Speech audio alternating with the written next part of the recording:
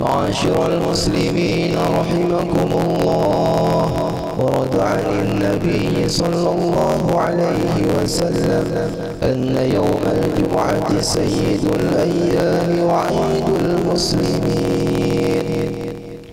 وعن السلف الصالح أن الخطبة فيها مكان الركعتين، فإذا صعد الخطيب المنبر وشرع في الخطبة فلا يتكلمن أحدكم، فقد ورد أن رسول الله صلى الله عليه وسلم قال: إذا قلت لصاحبك يوم الجمعة أنصت والإمام يخطب فقد لغوت. وفي حديث آخر: ومن لغى فلا جمعة له. أنصتوا واستمعوا وأطيعوا رحمكم الله. أنصتوا واستمعوا وأطيعوا رحمكم الله. أنصتوا واستمعوا وأطيعوا رحمكم الله.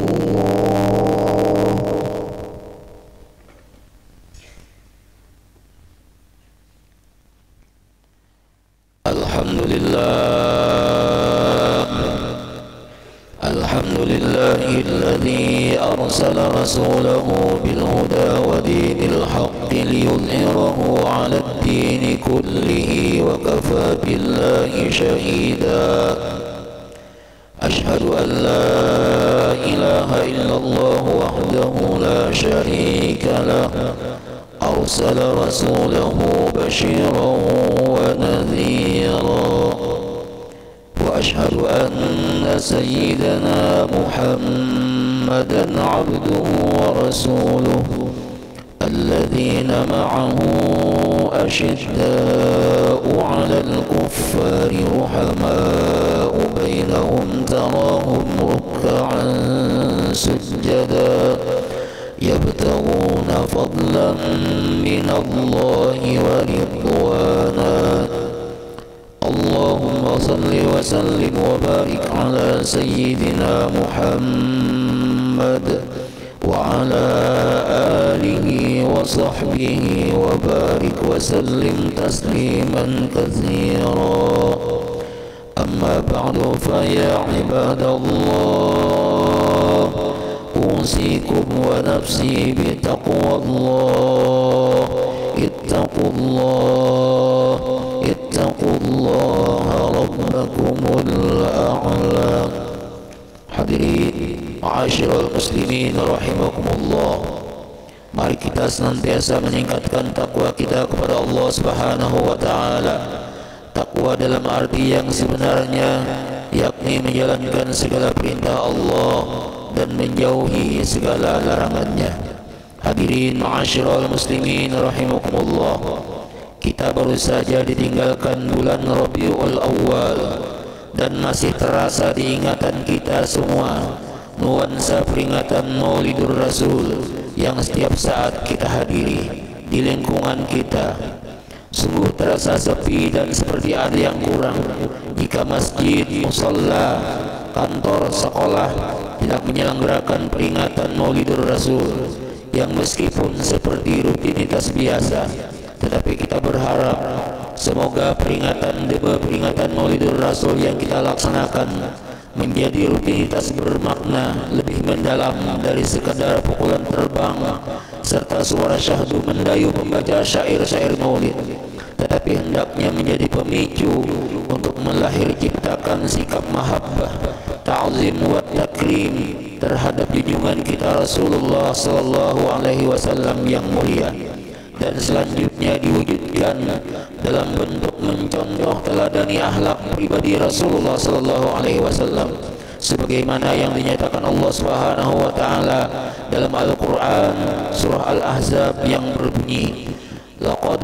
kana lakum fi rasulillahi uswatun hasanah liman kana yarjullaha واليوم الآخر وذكر الله كثيرا, yang artinya sesungguhnya telah ada pada diri pribadi Rasulullah Sallallahu Alaihi Wasallam itu suri teladan yang baik bagimu, yaitu bagi orang-orang yang mengharap rahmat Allah dan kedatangan hari kiamat, dan dia banyak menyebut Allah. Surah Al-Ahzab ayat 21. Kemudian Rasulullah Sallallahu Alaihi Wasallam menyatakan sendiri dalam sabda beliau, innama bu'ithu liutammima makarimal akhlaq, hanya saja aku diutus adalah untuk menyempurnakan akhlak yang mulia.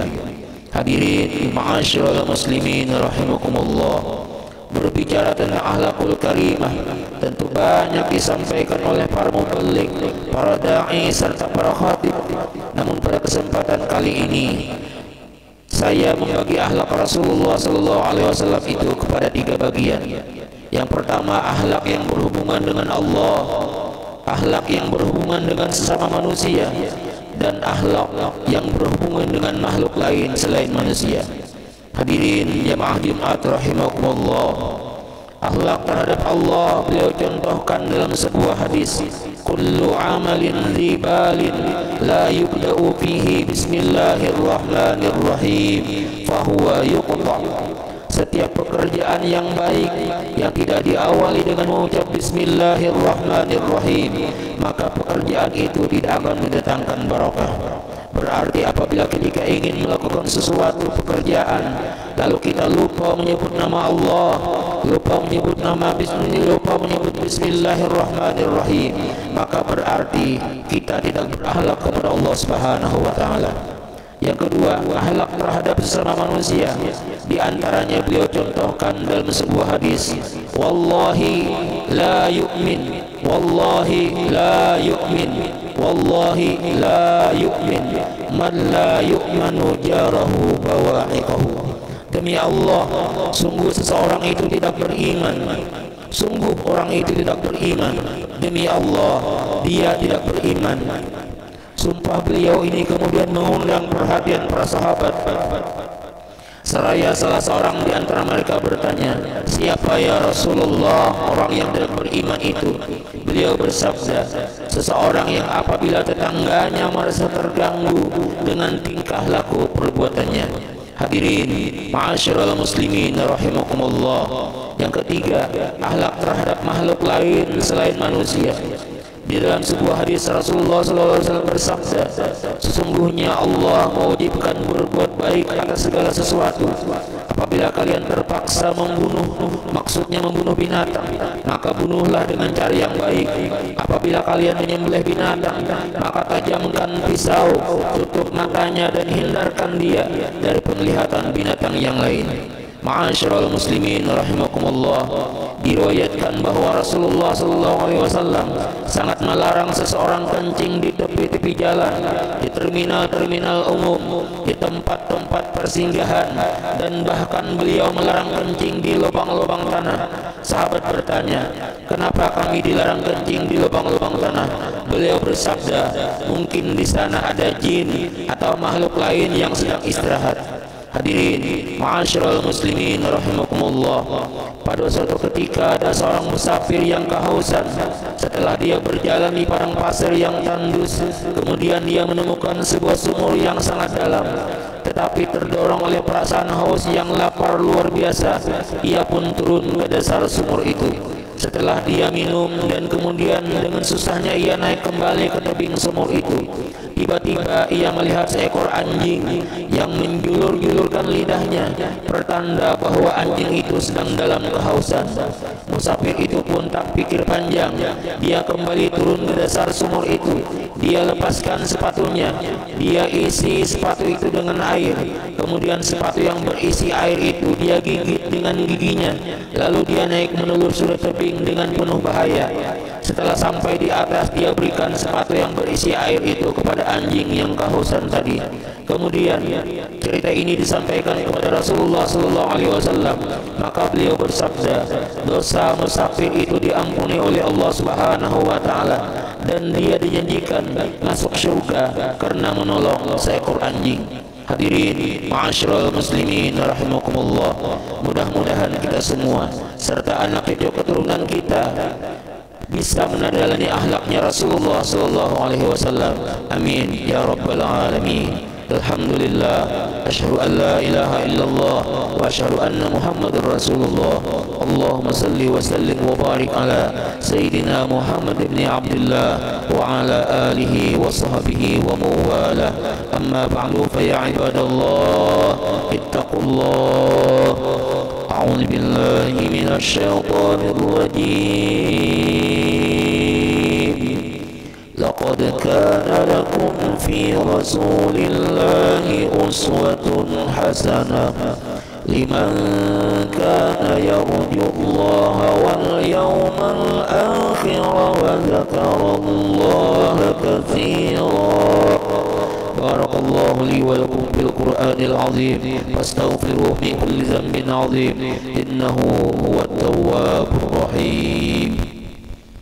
اللهم صل وسلم وزد وكرم وأنعم وتفضل وبارك بجلالك وكمالك على أشرف عبادك سيدنا ومولانا محمد وعن كل صحابة رسول الله أجمعين.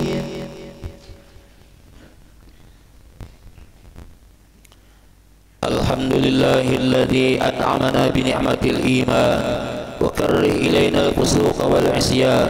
أشهد أن لا إله إلا الله وحده لا شريك له الذي خلق الإنسان علمه البيان. وأشهد أن سيدنا ونبينا محمدا عبده ورسوله أرسله رحمة للإنس والجان. اللهم صل على سيدنا محمد وعلى آله وأصحابه وتابعهم بإحسان. أما بعد، فيا عباد الله اتقوا الله حق تقاته ولا تموتن إلا ونحن على الإسلام والإيمان. واعلموا أن الله أمركم بأمر بدأ فيه بنفسه وثنى بملائكته المسبحة بقدسه، وقال تعالى: إن الله وملائكته يصلون على النبي يا أيها الذين آمنوا صلوا عليه وسلموا تسليما. اللهم صل على سيدنا محمد وعلى آل سيدنا محمد، وارض اللهم عن الخلفاء الراشدين ساداتنا أبي بكر وعمر وعثمان وعلي، وعن بقية الصحابة والتابعين وتابع التابعين ومن تبعهم بإحسان إلى يوم الدين. اللهم اغفر لنا وللمؤمنين والمؤمنات والمسلمين والمسلمات الأحياء منهم والأموات.